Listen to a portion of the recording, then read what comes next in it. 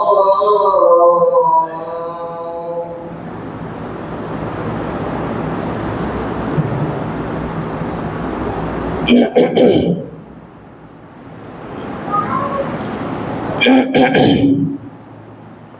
الحمد لله نحمده ونستعينه ونستغفره ونعوذ بالله من شرور أنفسنا ومن سيئات أعمالنا من يهده الله فلا مضل له ومن يضلل فلا هادي له وأشهد أن لا إله إلا الله وحده لا شريك له وأشهد أن محمدا عبده ورسوله يا أيها الذين آمنوا اتقوا الله حق تقاته ولا تموتن إلا وأنتم مسلمون يا أيها الناس اتقوا ربكم الذي خلقكم من نفس واحدة وخلق منها زوجها وبث منهما رجالا كثيرا ونساء واتقوا الله الذي تساءلون به والأرحام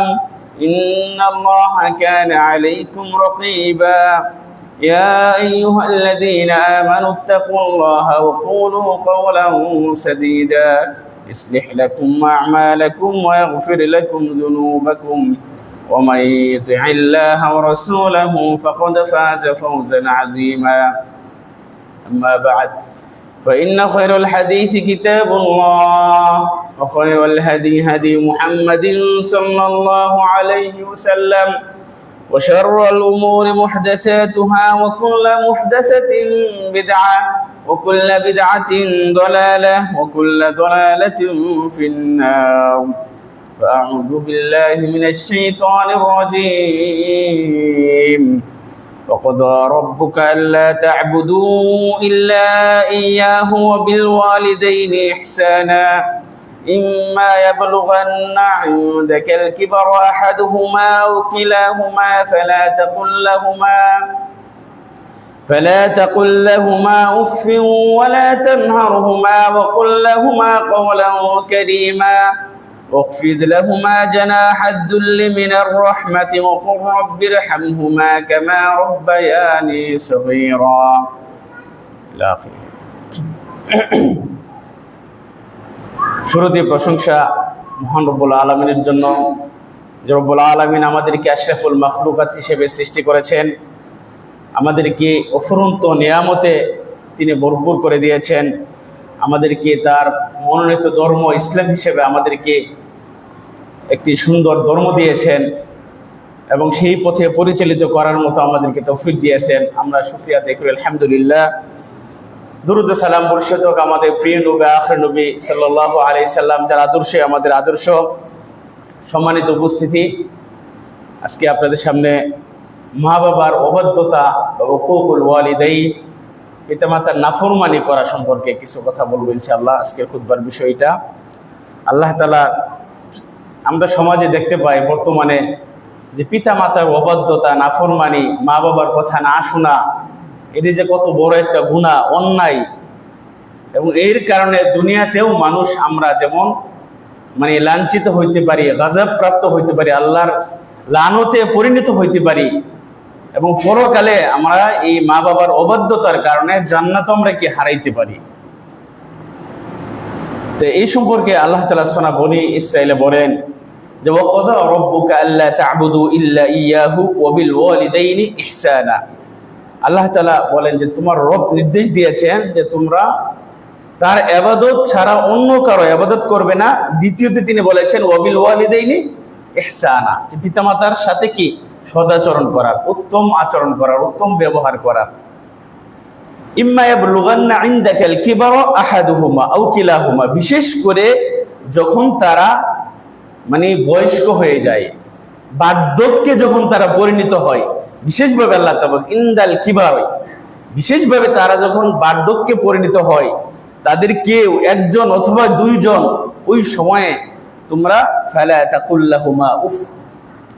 উফ শব্দটা এটা কষ্ট দেওয়ার সর্বনিম্ন যদি কোনো শব্দ থাকে, সর্বনিম্ন যদি কোনো বিষয় থাকে সেটা হলো কি উফ, যে আপনার মা বাবা কষ্ট পাবে, সর্বনিম্ন কোনো শব্দ বা যে কোনো ভাষাই হইতে পারে না কেন, এটাও কি মা বাবার ক্ষেত্রে যেন আমরা ব্যবহার না করি। তারপর আল্লাহ তাআলা বলেন যে ফালা তাকুল্লাহুমা উফি ওয়ালা তানহারহুমা, তাদেরকে দমক দিবে না, দমকের সুরে কথা বলবে না। ওয়া কুল্লাহুমা কাওলান কারীমা, তাদেরকে সম্মানজনক, মায়া করে, দয়া করে তাদের সাথে কি করতে হবে, কথা বলতে হবে। ওয়াকফিদ লাহুমা জানাহাদ যুল্লি মিনার রাহমাতি, দয়াবান হয়ে, দয়া পরশবান হয়ে তোমার বিনয়ের দানাটা তুমি তাদের জন্য অবনত করে দিবে। কার জন্য? মা বাবার জন্য, অন্য কারো কথা কিন্তু বলেন নাই, মা বাবার জন্য। তোমার বিনয়ের যা কিছু আছে সবকিছু তোমার মা বাবার জন্য তুমি সঁপে দিবা। তারপরে আল্লাহ তাআলা শিক্ষা দেন যে ওকুল, এবং তুমি বলো রব্বির হামহুমা কামা রব্বায়ানি সগীরা, হে আমার রব, আমার মা বাবা ছোট বেলায় আমাকে যেভাবে তারা লালন পালন করেছে, আপনিও তাদেরকে সেইভাবে কি করেন, লালন পালন করেন, তাদেরকে সেইভাবে আপনি যত্ন করেন, দেখাশোনা করেন। সুবহানাল্লাহ, এই দোয়া আমাদেরকে শিক্ষা দিয়েছেন। তাহলে আমরা পিতা মাতার অবাধ্যতা এটা একটা কবিরা গুনাহ। এটা কি গুনাহ? কবিরা গুনাহ। আল্লাহ রাসূল বলেন যে আলা উনাব্বিউকুম বিআকবারিল কাবাইর, আমি কি তোমাদেরকে সেই কবিরা গুনাহ সম্পর্কে সতর্ক করব না? বড় বড় যে কবিরা গুনাহ, এভাবে 3 বার বলেন। তারপর সাহাবারা বলেন যে বালা ইয়া রাসূলুল্লাহ, হ্যাঁ আপনি বলেন ইয়া আল্লাহ রাসূল। তখন তিনি বলেন আল ইশরাকু বিল্লাহ ওয়া উকুকুল ওয়ালিদাইন, আল্লাহ তাআলার সাথে শিরিক করা এবং মা বাবার কি অবাধ্য হওয়া, মা বাবার নাফরমানি হওয়া, পিতা মাতার অবাধ্যতা হওয়া, এটা একটা বড় গুনাহ, কবিরা গুনাহ। প্রিয় উপস্থিতি, তাহলে পিতা মাতার সাথে নাফরমানি করা, তাদের কথা না মানা, এটা আল্লাহ তাআলা কি করেছেন, আমাদের উপর হারাম করেছেন। এটা সমাজে ছড়াই গেছে এখন। যেমন কয়েকদিন আগে আপনার মিডিয়াতে দেখলেন যে নুমানি হুজুর একজনকে কি তার সন্তান তাকে কি করলো, তাকে ছুরিকাঘাত করে তাকে হত্যা করলো, আমরা সবাই দেখলাম। এরকম ভাবে প্রতিনিয়ত হচ্ছে।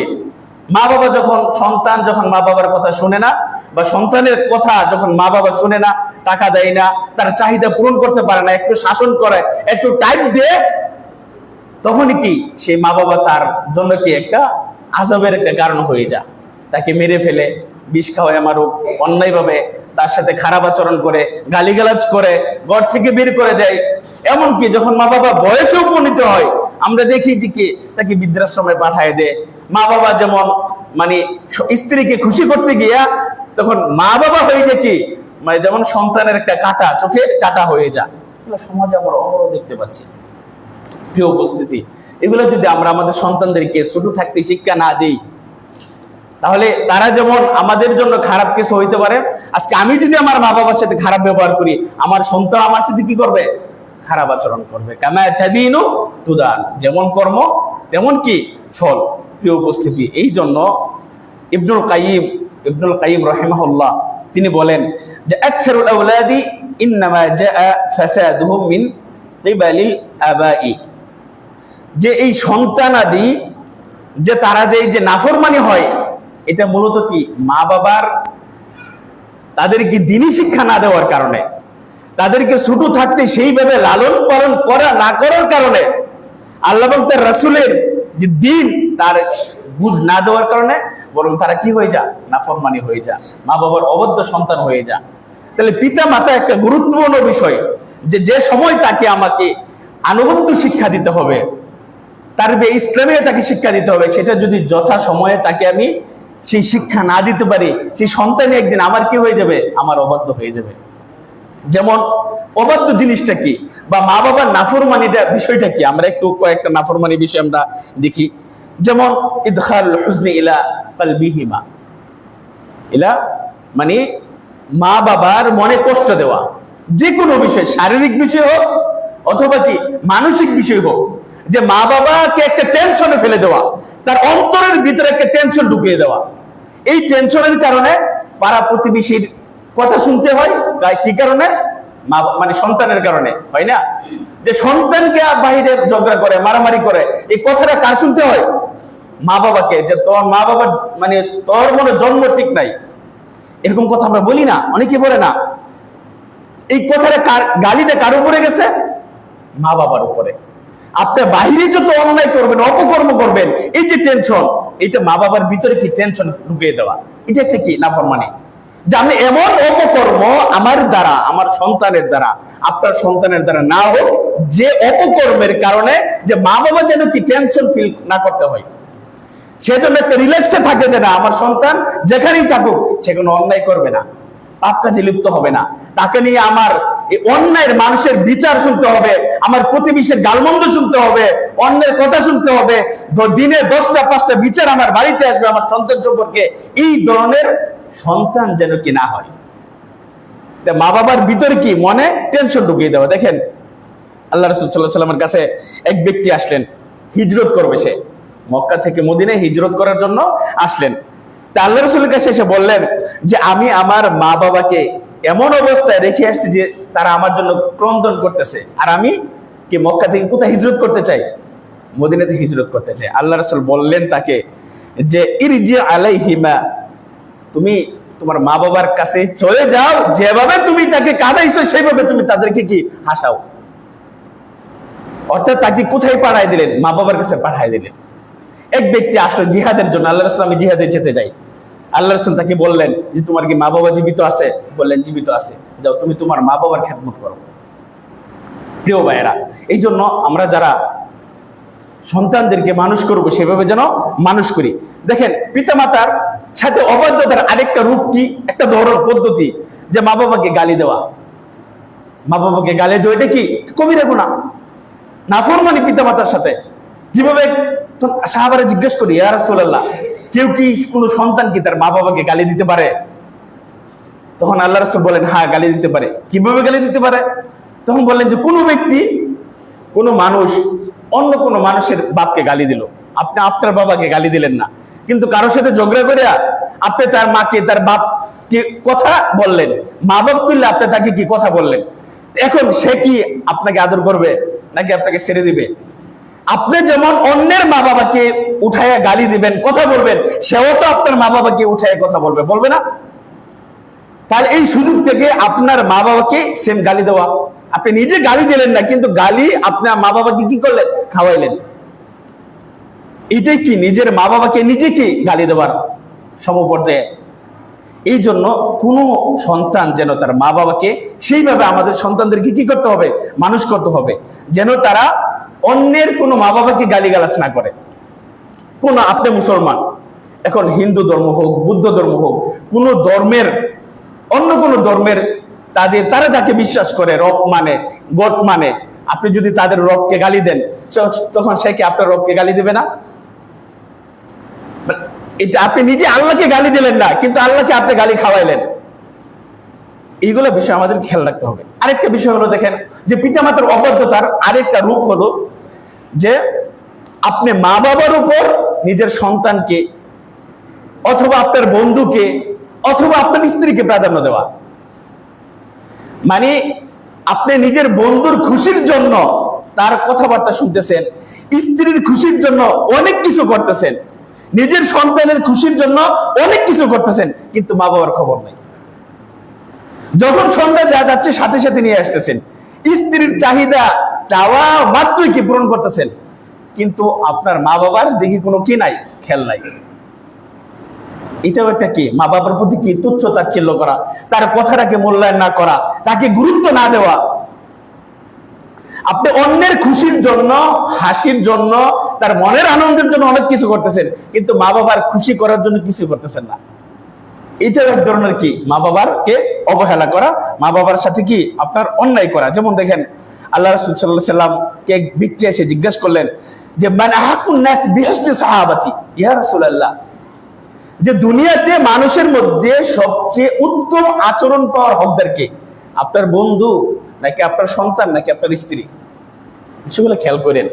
যে আল্লাহ রাসূলের কাছে জিজ্ঞেস করলেন যে দুনিয়াতে তো অনেক আছে, আমার বাবা আছে, আমার বন্ধু আছে, আমার দাদা আছে, আত্মীয় স্বজন আছে, আমার অনেক হিতাকাঙ্ক্ষী মানুষ আছে, কিন্তু সবচেয়ে উত্তম আচরণ পাওয়ার ব্যবহার করো হকদার কি? আল্লাহ রাসূল বললেন তোমার মা। দ্বিতীয়বার আবার জিজ্ঞেস করলেন এরপরে কে? আল্লাহ রাসূল বললেন তোমার মা। তৃতীয়বার আবার বললেন তারপরে কোন ব্যক্তি? তৃতীয়বার বললেন তোমার মা। চতুর্থবার বললেন এরপর কে? বললেন তোমার বাবা। সুবহানাল্লাহ। তাহলে মাকে কয়বার বললেন? 3 বার। যে মা আপনাকে এই 10 মাস বলেন 9 মাস বলেন যে গর্ভে ধারণ করার যে কষ্ট, কষ্টের উপর কষ্ট সহ্য করে আপনাকে পেটে ধারণ করেছে, যে একমাত্র মাই জানে, অন্য কেউ বুঝবে না, তোমার বাবাও বুঝবে না। মায়ের কষ্ট কি বাবাও বুঝবে না। সেই মাকে আমরা এখন যেভাবে কষ্ট দিই, যেভাবে তাদেরকে অবমূল্যায়ন করি, তাদেরকে কষ্ট দিয়ে আপনি জান্নাতে যেতে পারবেন? তাদেরকে কষ্ট দিয়ে আপনি দুনিয়াতে যত উন্নতি করতে চান, সে উন্নতি কি বারাকা হবে না? বরকত হবে না? সেই সন্তান যেন আপনার কি অবাধ্য না হয়ে যায়, সেই সন্তানদেরকে এখনই আমাদেরকে সেইভাবে শিক্ষা দিতে হবে।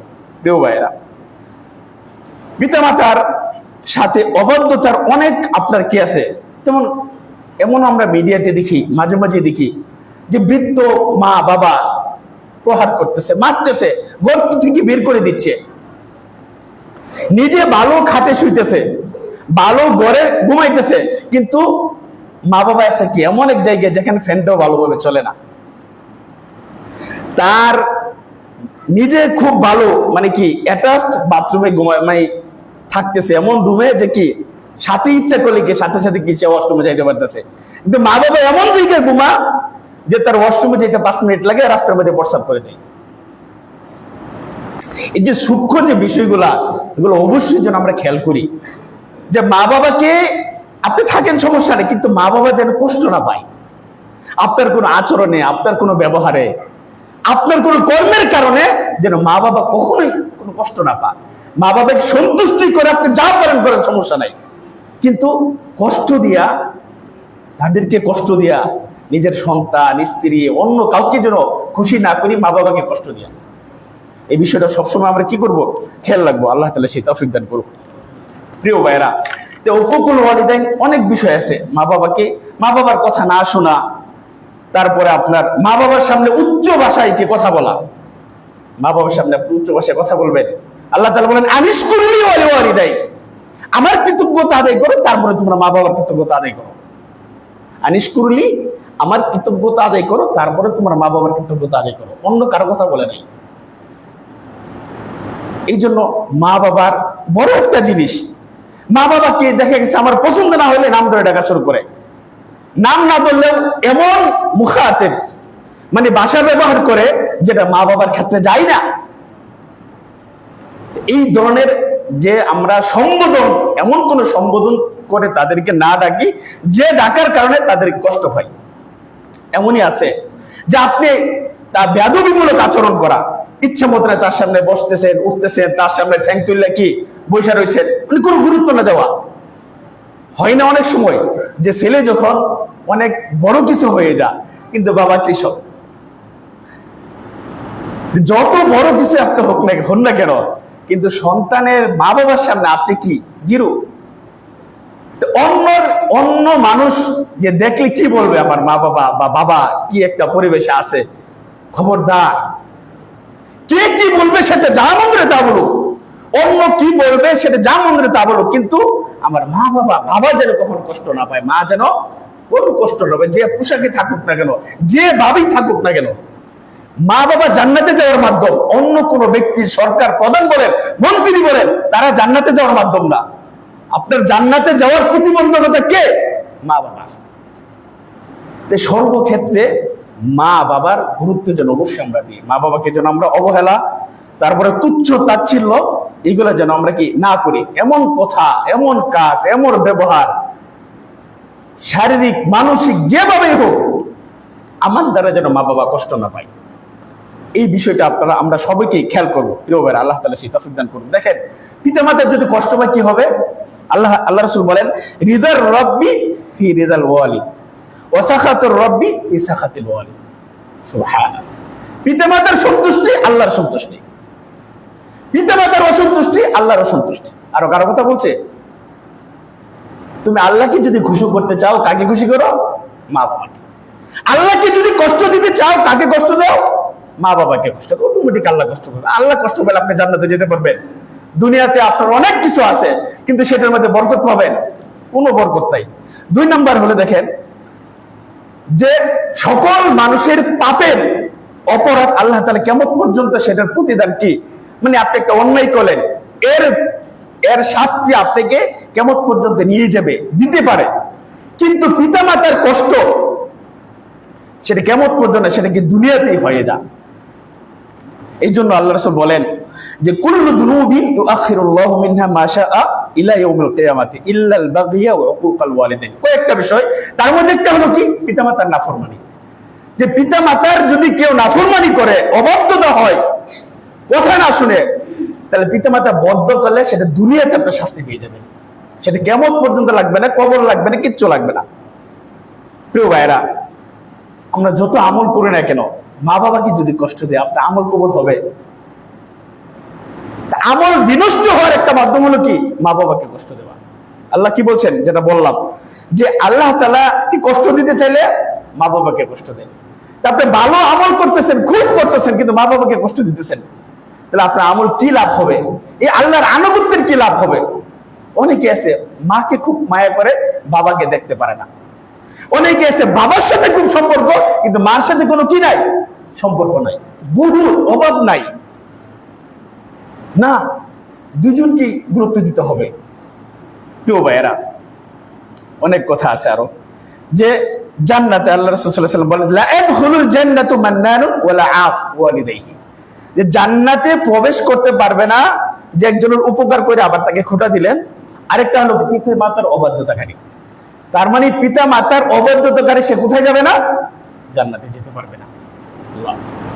সুতরাং আপনি যত পরহেজগার হন না কেন, যত আবেদ হন না কেন, মা বাবাকে কষ্ট দিয়ে কখনো জান্নাতে কি যেতে পারবেন না, যাওয়া যাবে না। দুনিয়াতে 3 জন ব্যক্তির কি দোয়া কবুল হয়ে যায়। একজন হলো কি মাজলুম, আরেকজন কে মা বাবা। সুতরাং আপনি মা বাবার আপনি বদদোয়ার বাগী হয়েন না, কারণ সেই মা বাবা যদি আপনার উপর অসন্তুষ্ট হয় আর যদি তার মন থেকে দোয়া আসে, সেটা আল্লাহ তাআলা কবুল করে ফেলবে, আপনি গজবে পরিণত হবেন। দুনিয়াতে আপনি শাস্তির কি সম্মুখীন হয়ে যাবেন। এগুলো কি মানে পিতা মাতার অবাধ্য হইলে এগুলো কি শাস্তি। আল্লাহ রাসূল বলেন লা ইয়ানজুরুল্লাহু ইলাইহি ইয়াউমাল কিয়ামাতি আল আকুল লিওয়ালিদাইহি, যে আল্লাহ তাআলা কোন বান্দার দিকে মানে কোন দৃষ্টি দিবেন না কিয়ামতের দিন যে তার পিতা মাতার অবাধ্যতাকারী। তা আপনি জান্নাতে যেতে পারবেন না, আল্লাহ আপনার দিকে সুদৃষ্টি দিবেন না যদি কি হয়, আমরা পিতা মাতার অবাধ্য হই। পিতা মাতার অবাধ্যতা হওয়ার শেষ আর 2-একটা বলেই যে কেন কেন মানে কেন সন্তান অবাধ্য হয়। 1 নম্বর কারণ হলো মূর্খতা, কারণ মা বাবার যে গুরুত্ব সেটা সে জানে না। মা বাবা যে কোন স্থানে আছে, কোন স্তরে আছে, সেটা যদি সন্তান না বুঝে, তাহলে পিতা মাতাকে কিভাবে সে সম্মান করবে? তাহলে তাকে মা বাবার গুরুত্ব সম্পর্কে, মা বাবার হক সম্পর্কে সন্তানকে কি করতে হবে? শিক্ষা দিতে হবে। 2 নম্বর হলো সুউত তারবিয়া, তাকে ছোট থেকে সঠিক শিক্ষা কি দেওয়া হয় নাই। ভালো শিক্ষা দিলে সে পিতা মাতার কি অবাধ্য হইতো না। প্রিয় ভাইরা, সন্তানের মধ্যে এক একজন এক এক রকম থাকে, কিন্তু কখনো পার্থক্য করতে যাবেন না। একজনকে বেশি মায়া করলেন, আরেকজনকে কম মায়া করলেন। একজনের প্রতি খুব টাকা খরচ করলেন, আরেকজনকে কি করলেন? একেবারে কিছু খরচ করলেন না। একজনকে খুব তুলতুলা করে রাখলেন, আরেকজনকে কোনো মূল্যায়ন করলেন না। এত করে সন্তান কি হয়ে যাবে? আপনার এক সময় কি আপনার বিরোধী হয়ে যাবে, আপনার সাথে খারাপ আচরণ করবে। এই অবাধ্য সন্তান হিসেবে কি তখন পরিণত হবে। প্রিয় ভাইয়েরা, তাহলে আল্লাহ তাআলা আমাদেরকে সৎ সন্তান তৈরি করার, সঠিক শিক্ষা দেওয়ার, সন্তানকে ইসলামী শিক্ষা দেওয়ার, পিতামাতার হক সম্পর্কে যেন আমরা জানাইতে পারি। আমাদের যাদের মা বাবা দুনিয়াতে আছে তাদের সাথে যেন আমরা উত্তম আচরণ, উত্তম ব্যবহার করতে পারি। আল্লাহ তাআলা সেই তৌফিক দান করুন। বারাকাল্লাহু লি ওয়া লাকুম ফিল কুরআনিল আযীম ওয়া নাফা'নি ওয়া ইয়্যাকুম বিমা ফীহি মিনাল আয়াতি ওয়াদ যিকরিল হাকীম।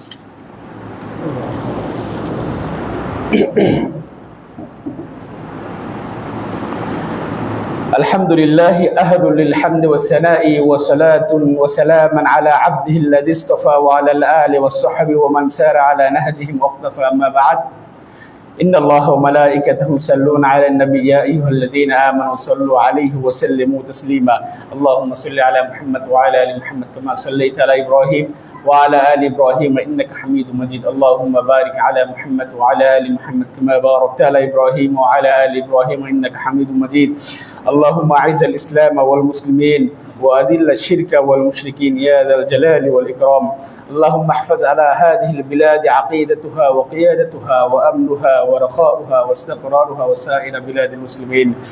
اللهم اجعلها دائما حازنا للخيرات والبركات. اللهم اصرف عنا شر الأشرار وكيد الفخار وكيد الفجار وشر طوارق الليل والنهار. اللهم اغفر للمسلمين والمسلمات الأحياء منهم والأموات. ربنا آتنا في الدنيا حسنة وفي الآخرة حسنة وقنا عذاب النار. ربنا ظلمنا أنفسنا وإن لم تغفر لنا وترحمنا لنكونن من الخاسرين. رب ارحمهما كما ربياني صغيرا. رب ارحمهما كما ربياني صغيرا. ربنا تقبل منا إنك أنت السميع العليم وتب علينا إنك أنت التواب الرحيم. سبحان ربك رب العزة عما يصفون وسلام على المرسلين والحمد لله رب العالمين. السلام.